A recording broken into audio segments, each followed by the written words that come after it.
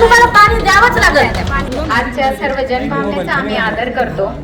Riyana madam मागील 1 वर्षापासून आम्ही जेव्हा MGPची ही पाणी पुरवठा स्कीम आहे याचा जो फॉलोअप घेत होतो त्या वेळोवेळी प्रत्येक मीटिंगला होता। त्यांना याच्या ज्या काही यातल्या त्रुटी आहेत त्यांना माहिती आहे। पाणी पुरवठ्याची जी अमृत एटल योजना आहे ती स्कीम पूर्ण MGPकडे आहे।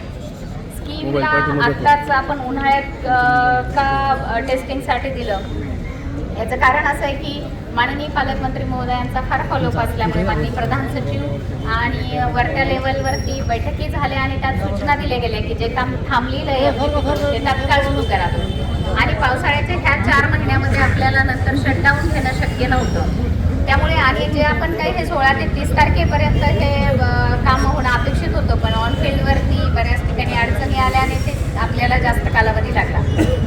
मला सांगण्यास आनंद होतो की कालपासून आपली ट्रायलही यशस्वी झाली आणि रात्रीपासून आपला पाणी पुरवठा सुरळीत झाला आहे।